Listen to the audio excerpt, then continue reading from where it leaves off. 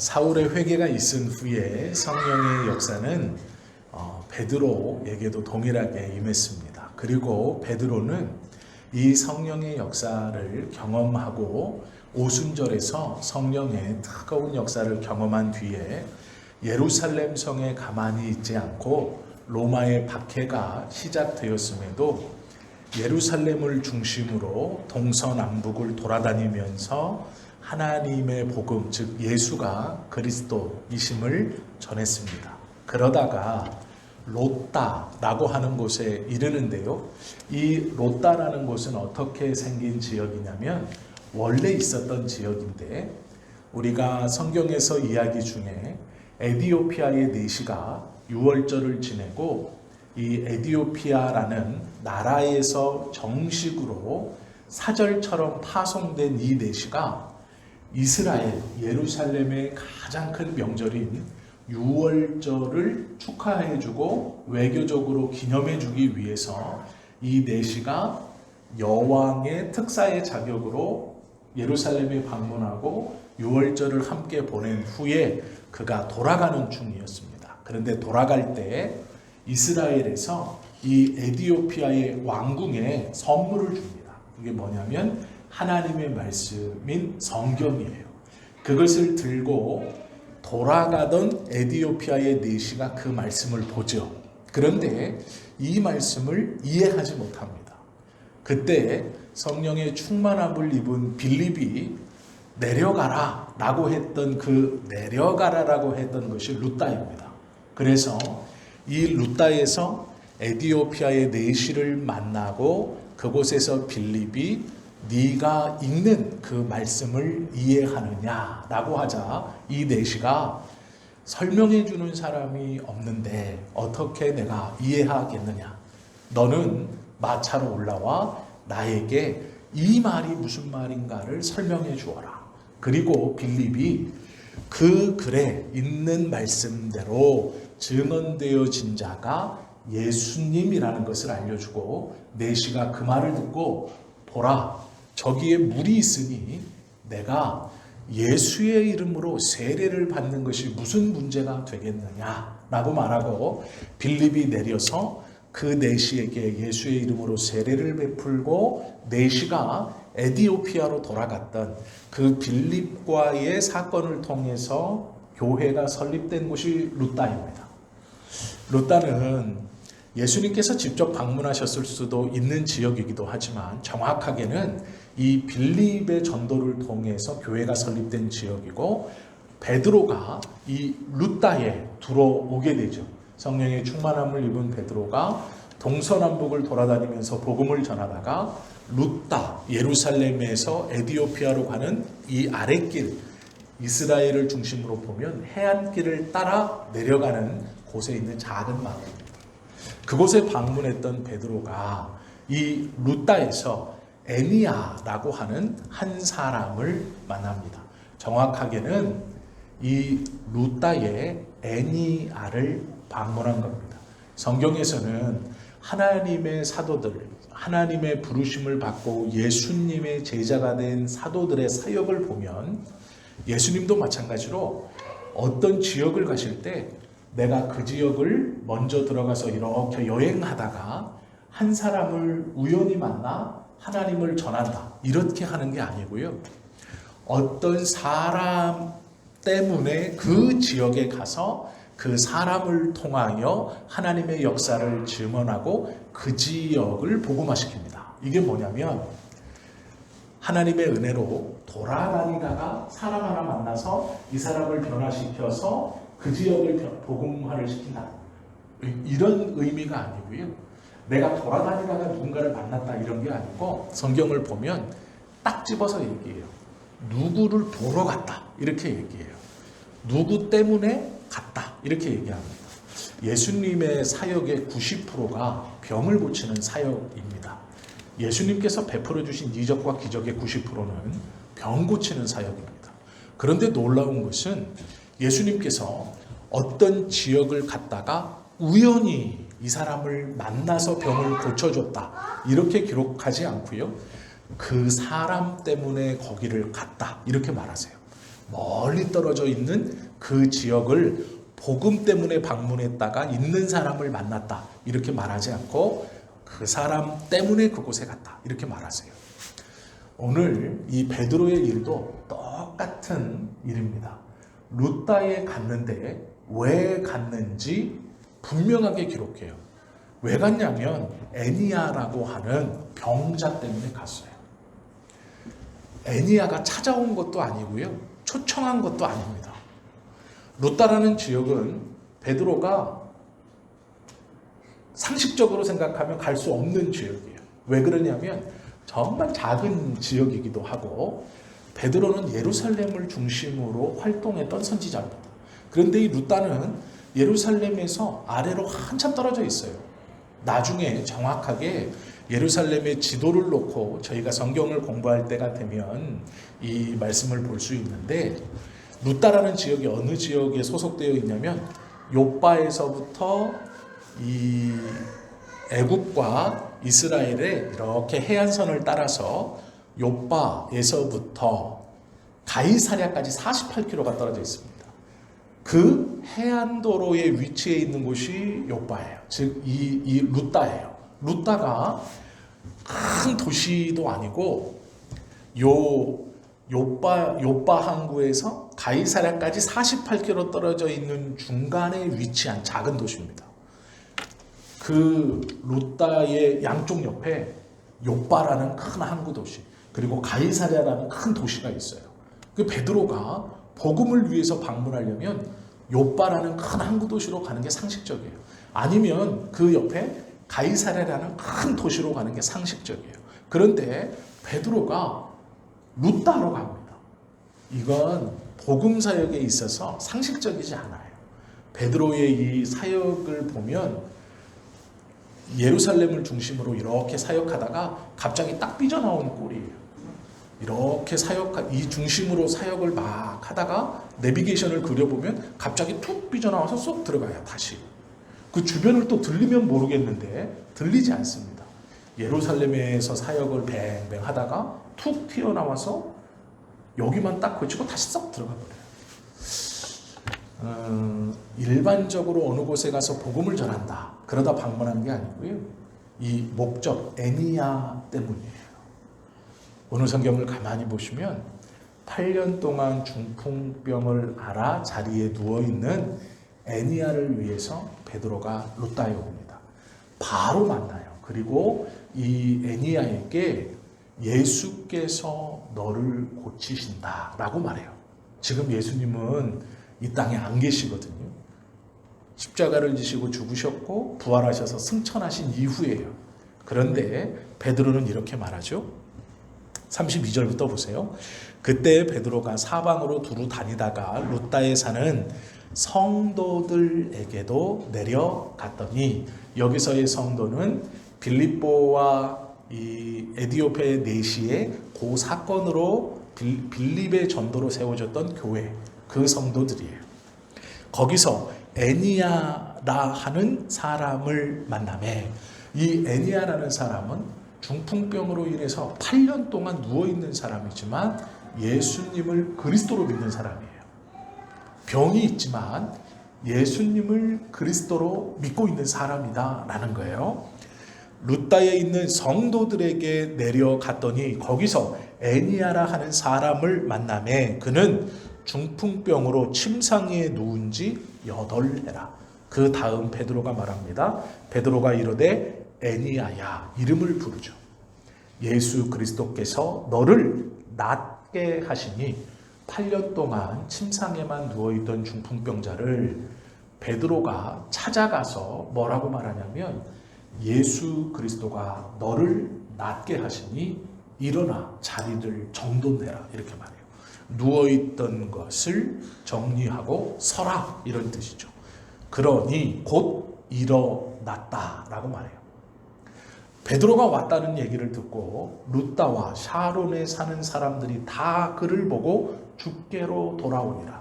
이 루다 그리고 샤론이라는 욥바와 가이사랴 가운데 있는 마을에 있는 사람들이 베드로가 왔다는 얘기를 듣고 모여들었고 이 애니아라는 중풍병자가 고쳐짐을 보고 복음을 더 받아들여 그 교회의 공동체가 더 커졌다. 이렇게 성경은 말씀하고 있죠. 우리가 하나님께서 선택하신 하나님의 백성들의 기도나 또 우리들의 기도를 통하여 우리의 육신의 연약함이나 우리의 어떠한 문제들을 해결시켜 주시는 경우들이 있죠. 예수님은요, 귀신도 쫓아내시고 병자도 고치시고 죽은 자도 살리셨어요. 그 사역을 몇 년 하셨을까요? 3년 하셨어요. 약 3년.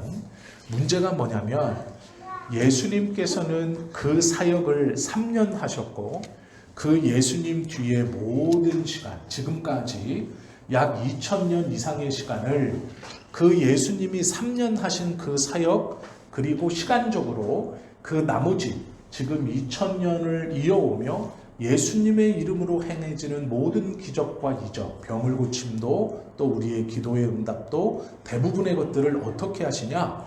당신의 선택된 백성들을 통하여 이루어 가신다는 거예요. 예수님은 이것을 3년만 하셨어요. 이 땅에서 직접. 그리고 나서 예수 그리스도의 제자들을 통하여 지금까지 이 사역을 감당해 오게 하신 것이죠. 그래서 하나님의 역사를 가만히 보면 예수 그리스도의 이름으로 기도하고 예수 그리스도의 이름을 붙들고 있는 하나님의 백성들을 통해 하나님은 당신의 일을 이어오신다라는 거예요. 베드로의 일도 그 중에 하나입니다. 베드로가 특별한 사람이거나 예수님의 수제자여서 이러한 일들을 하는 것이 아니에요. 예수님께서는 예수님이 하시던 일들을 예수님의 제자들을 통하여 이루어 가시게 하신다라는 거예요. 그걸 우리가 먼저 기억할 수 있어야 하고요. 두 번째는 이 병고침의 사건, 즉 어떤 이적과 기적, 예를 들어 보겠습니다. 우리는 성경을 통해서 홍해가 갈라졌던 사건을 들었어요. 그리고 그 홍해가 갈라졌던 사건을 계속 이야기합니다. 이야기하는 이유가 이것이어야 돼요. 홍해의 사건을 잘못 이야기하면, 이렇게 이야기하면 잘못 이야기하는 거예요. 앞에 바다가 있었습니다. 뒤에는 애국 군대가 쫓아왔습니다. 어떻게 해야 될지 모르는 때에 모세가 기도했고 홍해 바다가 쫙 갈라졌습니다. 바다가 갈라지다니 놀랍지 않습니까? 이것은 기적이고 이것은 놀라운 이적입니다. 이 바다가 갈라지게 하신 분이 하나님이십니다. 이 바다가 갈라졌다는 것이 중요합니다. 이렇게 하면 성경 말씀을 잘못 전하는 거예요. 바다가 갈라졌다는 게 중요한 게 아니고요. 하나님께서 이 바다를 왜 갈르셨느냐를 말씀하는 게 더 중요한 거예요. 그게 뭐냐면 하나님의 선택된 이스라엘 백성들을 구원하시기 위해서 바다를 갈랐어요. 그래서 홍해가 주목받는 거예요. 바다를 가르신 이유는 바다를 가르셨다는 게 중요한 게 아니라 그 바다를 가르신 이유, 당신의 백성들을 구원시켜 그 바다 사이로 지나가게 하셔서 하나님의 구원, 즉 하나님의 백성들을 구원하시는 역사이기 때문에 이게 중요한 거예요. 그래서 홍해가 갈라졌다는 일은 갈라지는 게 중요한 게 아니라 그 갈라짐을 통해 하시고자 하셨던 당신의 백성들을 구원하시기 위해서 하셨던 일이기 때문에 중요한 거예요. 바다가 갈라지는 일은요, 우리나라에도 두 군데에서 일어납니다. 대표적인 것이 진해에 가면, 진도 앞바다에 가면 1년에 한 번씩 바다가 갈라집니다. 즉 물속에 잠겨있던 땅이 드러나요. 1년에 한 번씩. 진도 앞바다에. 대부분 모르셨죠? 내가 어디선가 들어는 본 것 같아. 뭐 이렇게 저녁이 되면 물이 빠질 때 묻이 이렇게 드러나서 차도 들어가고 사람도 들어갔다가 뭐 몇 시까지 나오고. 내가 어디서 들은 것 같아. 뭐 이런 건 아시죠? 진도 앞바다가 갈라진다는 얘기 들어보셨어요? 그러니까 아시는 분도 있었겠지만 대부분 관심 없어요. 잘 몰라요. 왜 관심이 없을까요? 바다가 갈라지는 게 중요하지 않기 때문이에요. 왜 우리가 그 이야기에 별로 관심이 없고 잘 모르냐면 바다가 갈라졌다는 게 중요한 게 아니라 갈라져서 무슨 일이 일어나느냐가 중요하기 때문이에요. 하나님의 기적이 벌어졌어요. 그 기적이 벌어진 게 중요한 게 아니에요. 그 기적이 벌어져서 뭐가 일어났느냐가 중요한 거예요. 무엇 때문이냐가 중요한 거죠. 진도 앞바다가 갈라지는 건 그냥 갈라지는 거예요. 우리는 관심 없어요. 그게 뭐 1년에 한 번 갈라지든 10번 갈라지든 365번 갈라지든 진도 앞바다가 갈라지는 건 아무 문제 없어요. 나하고. 그런데 홍해가 갈라진 건 중요한 일이에요. 왜 중요할까요? 하나님의 백성들이 구원하시는 방법으로 홍해를 가르셨기 때문에 중요해요. 진도 앞바다가 갈라진 게 별로 중요하지 않는 이유는 역사가 없어요. 갈라져서 뭐냐는 거예요. 즉 우리 앞에 펼쳐지는 어떤 기적과 이적이 일어나는 것이 중요한 게 아니라 그것이 일어났는데 왜가 중요한 거예요. 이 애니야가 8년 동안 앓고 있던 중풍병이 나았다. 어떤 기적이 일어났다. 이게 아니에요. 왜 나았냐? 왜 낫게 하셨냐? 병을 낫는 건 뭐 많지는 않지만 우리 주변에 있죠. 암에 걸렸습니다. 열심히 항암 치료 받고 운동 열심히 하고 약 잘 먹고 몸 관리 잘해서 5년 지나가지고 완치 판정 받는 거 믿는 사람만 있는 게 아니에요. 안 믿는 사람들도 있어요. 암에 걸렸다가 수술해서 완치하는 경우가 있습니다. 똑같이 믿는 사람이 하나님 앞에서 기도하면서 수술 받고 약 먹고 병원의 의사의 안내에 따라 잘 몸 관리하고 해서 완치받는 경우가 있어요. 그 개인에게 있어서 암이 걸렸다 낫는 건 둘 다 중요한 것이죠. 그런데 우리는 세상의 사람이 암에 걸렸다 치료해서 낫는 걸 주목하진 않아요. 왜요? 믿음이 없기 때문이에요. 어떤 일이 일어났습니다. 그런데 그 일이 하나님 앞에 중요하냐 중요하지 않느냐는 하나님께서 그 일을 통해 어떤 일을 행하시느냐 아니느냐가 중요한 거예요. 애니야의 문둥병 8년 된 문둥병이 나은 게 중요한 게 아니고 이 뒤에 말씀에 보면 롯다와 샤론에 사는 사람들이 다 그를 보고 주께로 돌아오더라 라는 게 중요한 거예요. 하나님께서 어떤 역사를 이루심은 그 역사를 통해 영혼들을 구원하시기 위해서 이루셨기 때문에 그게 값진 일이 되는 거예요. 홍해가 갈라지는 것과 진도 앞바다가 갈라지는 것이 역사적인 것도 또 하나님 앞에서 우리에게 무게가 다름은 하나의 갈라짐은 영혼을 구원하시기 위해 갈르셨다는 것이고 하나는 밀물과 썰물 일교차로 그냥 갈라지는 거예요. 이건 아무것도 아니에요. 갈라졌다는 게 인 걸 수는 있지만 그것이 내 삶에 어떤 영향을 미치거나 내 영혼에 어떤 영향을 미치는 이적과 기적은 아니다라는 거예요. 왜요? 하나님의 구원의 역사, 영혼 구원이 따르지 않는 기적과 이적은 아무런 하나님 앞에서의 의미가 되지 못해요.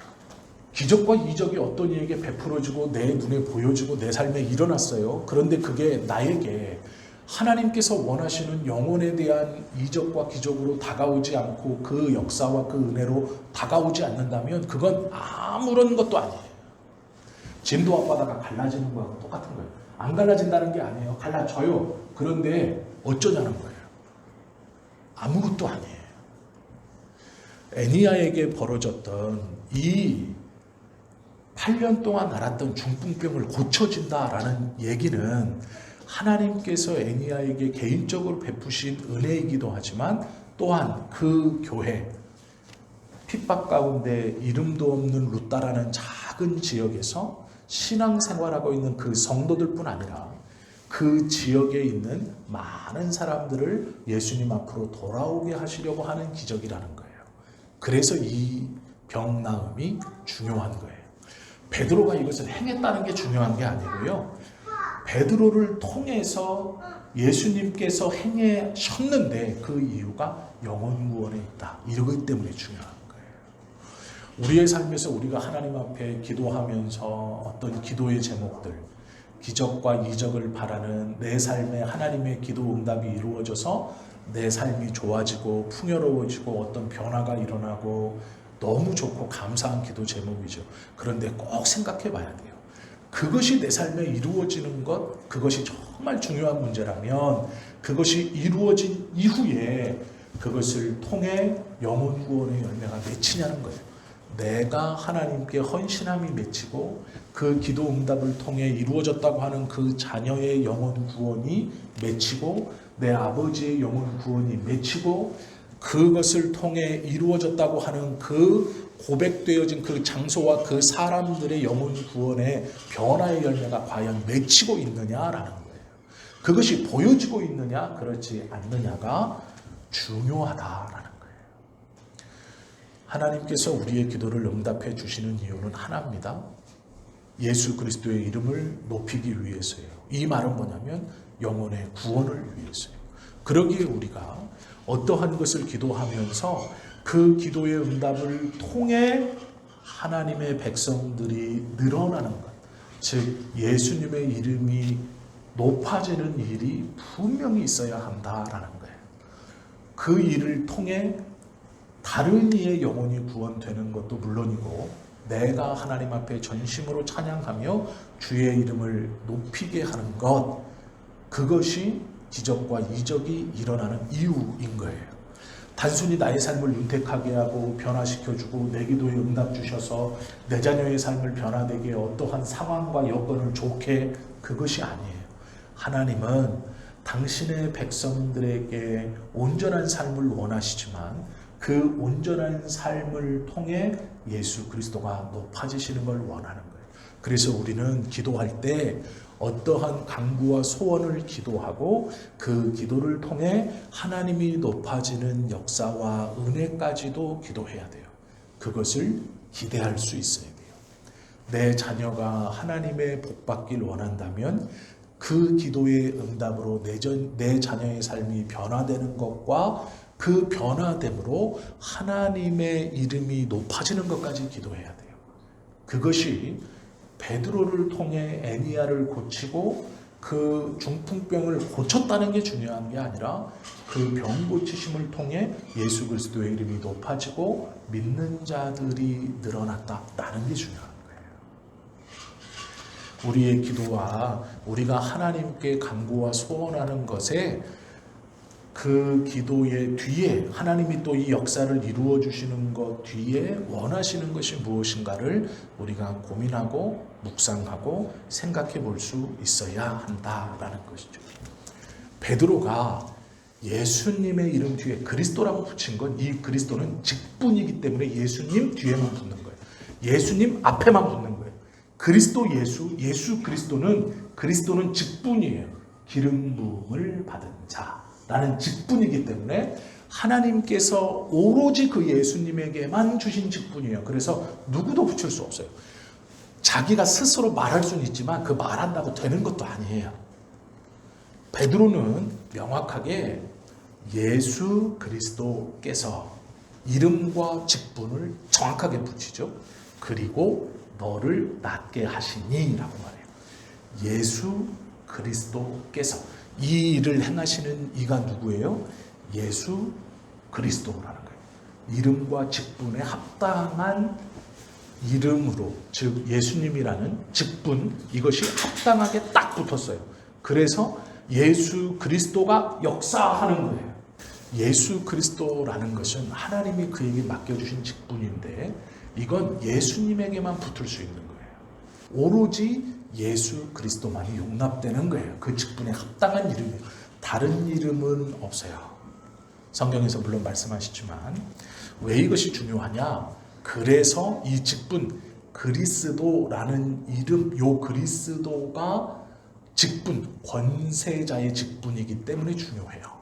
그런데 이 직분을 받은 유일한 분이 예수님이에요. 그래서 예수 그리스도를 함께 할 때 이 권세가 나타나는 거예요. 병을 고치는 권세, 기도 응답의 권세가 드러나는 거예요. 그래서 우리가 나의 기도를 할 때나 다른 이의 기도를 할 때 예수님을 빼고 어떤 분은 이래요. 주님의 이름으로 기도합니다. 이것도 틀린 말이에요. 정확히 말하면. 왜 그러느냐? 너의 주님이 누구이냐를 먼저 고백해야 되는 거예요. 나의 주님이 누구인지는 아무도 모르잖아요. 내가 술을 주님으로 모시고 사는 사람일지도 몰라요. 그런데 주님의 이름으로 기도합니다. 물론 짐작을 하면 예수님의 이름이라는 걸 알지만 정확하게 붙여야 돼요.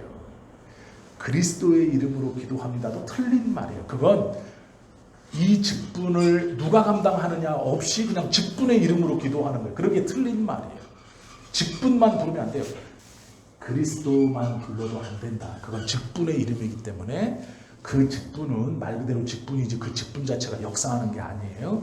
그 직분을 위임받으신 그 권한을 갖고 있는 예수 그리스도가 같이 있는 거예요. 이 베드로의 말을 들어보면 예수님의 이름으로 영광, 이 능력을 행하고 또 예수님을 높이는 걸 볼 수 있어요. 예수 그리스도를 높여서 예수님의 이름을 높이면 일어나는 일이 뭐냐? 영혼의 구원이에요.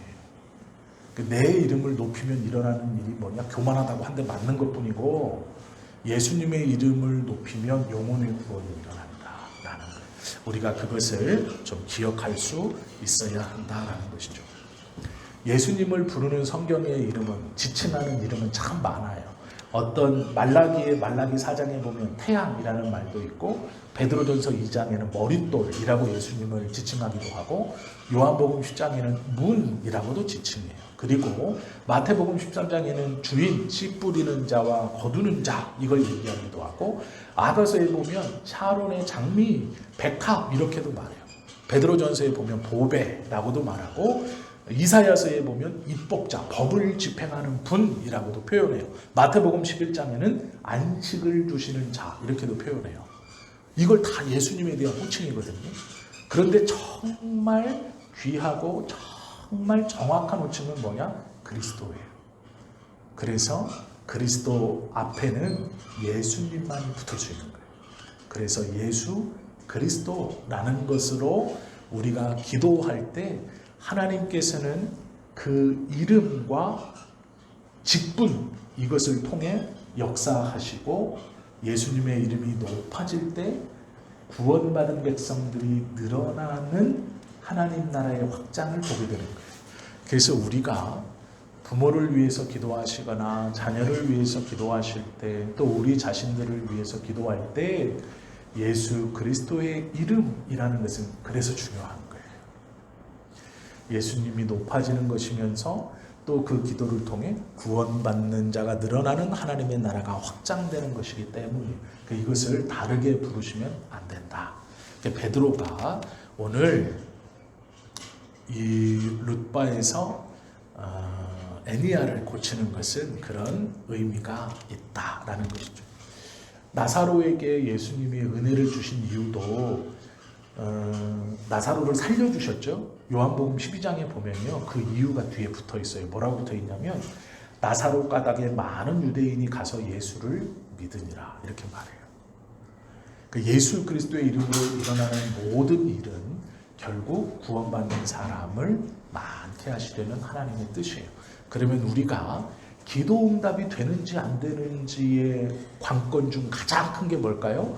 예수님의 이름이 드러나느냐, 높여지느냐, 구원받는 백성이 늘어나느냐 이 문제예요. 이것이 믿는 자의 기도의 응답에 중요한 것이다 라는 것을 기억할 수 있어야 한다라는 것이죠. 또 하나 우리가 좀 중요하게 볼 건 자리를 정돈하라라는 것이죠. 이것이 뭐냐면 예수 그리스도의 이름 아래 있는 사람은 과거의 것들에서 자유하다라는 거예요. 8년 동안 움직이지 못하고 꼼짝없이 그 자리에 누워 있었던 것을 정돈하여 다시 누울 일이 없다라는 것이거든요. 그래서 예수 그리스도의 이름을 불러 기도할 수 있는 사람은 과거에 매여 있지 않은 사람이에요. 매일 필요 없어요. 그곳에 다시 누울 일이 없는 사람들이에요. 과거에 내가 예수님을 알지 못했던, 예수 그리스도의 이름을 부르지 못했던 그 시대로 돌아가지 않는다라는 거예요. 그러기에 온전히 새로운 삶을 살 수 있는 것이죠. 요한계시록 21장 4절에 보면 이런 말씀이 있어요. 모든 눈물을 그 눈에서 씻기심에 다시 사망이 없고 애통하는 것이나 곡하는 것이나 아픈 것이 다시 있지 아니하리니 처음 것들이 다 지나갔음이라 이렇게 고백해요. 예수 그리스도의 이름으로 기도하고 믿는 자들이 과거의 것에 얽매일 필요 없이 그 자리를 정돈하고 일어나서 앞으로 나아간다는 것이죠. 자꾸 과거의 뒤로 갈 필요가 없다. 성경은 말씀하고 있습니다. 오늘 우리가 이 베드로의 병 고침의 역사를 보면서 베드로가 고쳤다는 게 중요한 게 아니라 그 뒤에 하나님께서 원하시는 일이 무엇인가? 우리의 삶에서 예수님의 이름이 높아지는 것, 특별히 예수 그리스도의 이름이 높아지는 것, 그리고 그 이름이 높아진다면 하나님의 구원받은 백성들이 늘어난다라는 것을, 그것을 하나님이 원하신다라는 걸 우리가 오늘 이 성경의 기적을 보면서 꼭 기억해야 할 것입니다. 그리고 그러한 삶을 살아가야 하는 것이죠. 이러한 삶을 살아가실 수 있는 우리 모두가 되시기를 예수님의 이름으로 축원합니다. 기도드립니다.